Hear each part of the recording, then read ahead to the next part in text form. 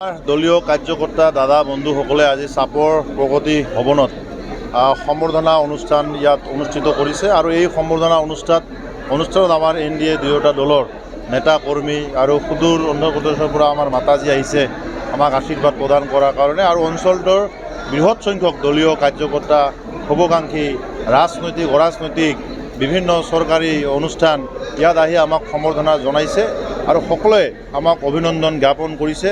বিগত দিনত এই অঞ্চলৰ ৰাইজে যি ব্যাপক হাৰত ভোট প্ৰদান কৰি আমাক এইবাৰ প্ৰতিনিধি হিচাপে দিছপুৰত প্ৰেৰণ কৰিছে তাৰ কাৰণে ময়ো বৃহত্তৰ চাপৰবাসী অঞ্চলবাসী ৰাইজক বহুত হিন্দু মুছলমান জৈন খ্ৰীষ্টান সকলোকে বহুত ধন্যবাদ আৰু কৃতজ্ঞতা জ্ঞাপন কৰিছোঁ। আগন্তুক দিনত চাপৰবাসীয়ে যি আশা আকাংক্ষা লৈ আমাক ভোট প্ৰদান কৰি জনপ্ৰতিনিধি হিচাপে সেৱা কৰাৰ কাৰণে ৰাইজৰ সেৱক হিচাপে সেৱা কৰাৰ কাৰণে যি সুযোগ আগবঢ়াইছে আৰু যাৰ কাৰণে এই সুযোগ সৎব্যৱহাৰ নিশ্চিতভাৱে আগন্তুক দিনত হ'ব। আৰু দেখা পাইছে যে আজিয়ে মই কেইবাটাও আঁচনি ইয়াত ঘোষণা কৰিছোঁ য'ত সভা কৰি আছোঁ। এই সভাগৃহৰ ছাউণ্ড ছিষ্টেম চেণ্টাৰ AC বা আমাৰ চাপৰত এখন ভাল বহা ঠাই নাই, বাহিৰা অতিথি আহিলে থকা ঠাই নাই। গতিকে আমাৰ চাপৰ IB-টো নতুনকৈ ইয়াত খুলি মেৰামতি কৰি পুনৰ ইয়াত মানে খোলা হ'ব আৰু ৰাইজৰ কাৰণে মুকলি কৰি দিয়া হ'ব। প্ৰগতি এই ভৱনটো দীৰ্ঘদিন ধৰি পৰিত্যক্ত হৈ আছিল, এইটো আমাৰ মুকলি কৰি দিয়া হ'ব।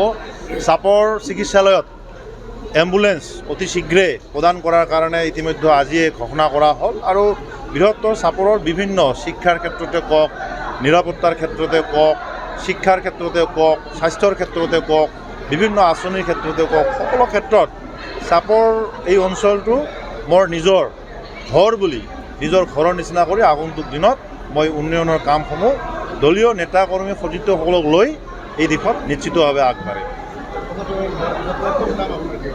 শপত গ্ৰহণ কৰাৰ পিছত মই ক'লোঁ যে শিক্ষা স্বাস্থ্য গোটেইখিনি হ'ব আৰু মই আজি আপোনালোকক কৈছোঁ যে আমাৰ চৰকাৰী যিসমূহ অনুষ্ঠান প্ৰতিষ্ঠানৰ লগত জড়িত থকা বৰমূৰীয়া দাদা বন্ধুসকল সকলোৱে প্ৰায় নিজৰ, কাৰণ বিগত দিন ধৰি তেখেতসকলৰ সৈতে দেখা সাক্ষাৎ বা বিভিন্ন সময়ত কথা বতৰা আমাৰ এটা চিনাকি এটা আছে, পুৰণি চিনাকি আছে। তেখেতসকলক মই বিনম্ৰতাৰ সৈতে আহ্বান জনাইছোঁ যে এতিয়া এক্টিভ হৈ থাকিব লাগিব, সকলোৱে হাত চাপতি বহি থাকিব নালাগিব। দেখা পাইছে যে দুদিন আগত চাপৰত হঠাৎ এক কাল ধুমুহা আহিছিল। মই ভগৱানক প্ৰাৰ্থনা জনাইছোঁ এইদৰে ধুমুহা আৰু দুনাই নাহক। কাল ধুমুহাৰ ফলত বহুকেইগৰাকী শ্ৰদ্ধাৰ ব্যক্তি আইমাতৃ আহত হ'ব লগা হৈছিল।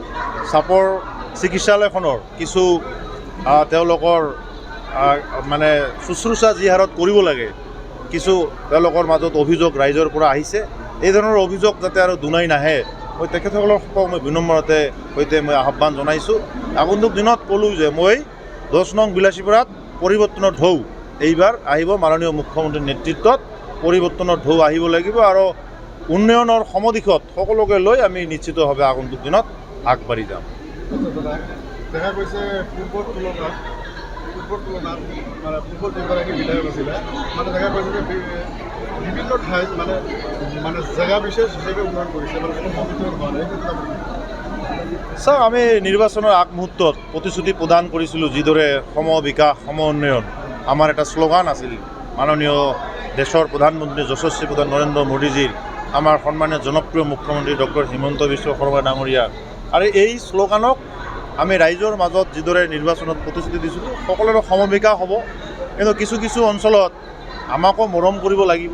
আমাক য'ত একেবাৰে মৰম কৰা নাই, আমি যদি তেওঁলোকক সমভাৱে মৰম কৰোঁ, আমাক বেছিকৈ মৰম দিয়া শ্ৰদ্ধা ৰাইজে মনত আঘাত পাব। গতিকে চাৰিওফালে বেলেঞ্চ মিলাই চলিব লাগিব। আমি সেইসকল ৰাইজক মনত আঘাত দি কাম কৰিব কেতিয়াও নোৱাৰিম। গতিকে মানে যিমান আমাক য'ত বেছিকৈ মৰম দিছে তাত বেছি মৰম কৰিম, য'ত কম মৰম দিছে তাত আমি একেবাৰে উন্নয়ন নকৰা বুলি আমি কোৱা নাই, উন্নয়ন কৰিম।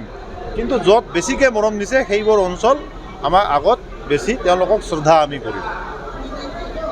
Thank you. হ'ব।